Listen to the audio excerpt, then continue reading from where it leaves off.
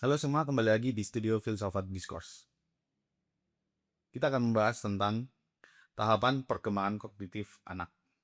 Menurut kalian, apakah perkembangan kognitif seorang anak itu berkembang secara tiba-tiba atau melalui tahapan yang bisa diprediksi?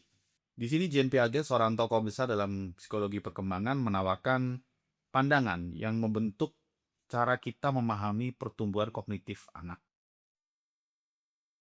Nah, dia percaya kalau pemikiran anak itu nggak cuma merupakan versi mini dari pemikiran orang dewasa, tapi juga berkembang secara bertahap lewat struktur mental yang berbeda. Nah, itu yang jadi inti dari teori perkembangan kognitif Jean Piaget.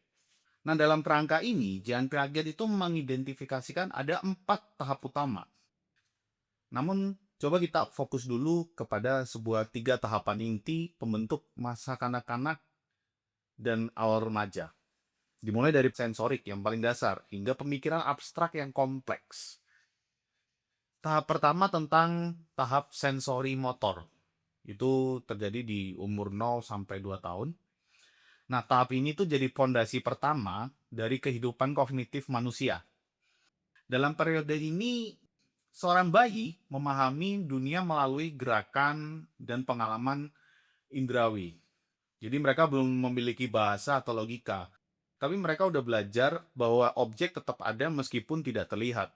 Konsep yang dikenal sebagai object permanence. Nah, kemampuan keterampilan motorik yang berkembang selama fase ini, nah itu sangat menentukan bagaimana seorang anak itu membentuk representasi mental dasar tentang lingkungan mereka.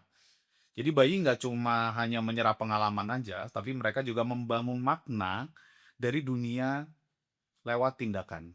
Nah, ketika seorang anak memasuki usia balita dan prasekolah, dunia mereka itu mulai diwarnai oleh simbol, imajinasi, dan juga bahasa. Jadi ini adalah fase di mana mereka mulai menggunakan kata-kata untuk mewakili objek. Dan bermain itu jadi peran yang sangat penting sebagai sebuah bentuk pembelajaran. Namun, pemikiran mereka itu masih egosentris. Mereka sulit memahami sudut pandang orang lain. Konsep konservasi, di mana jumlah benda tetap meskipun bentuknya berubah, belum bisa mereka pahami dengan baik. Peneliti mencatat bahwa pada tahap ini pemikiran masih didorong oleh intuisi, bukan logika.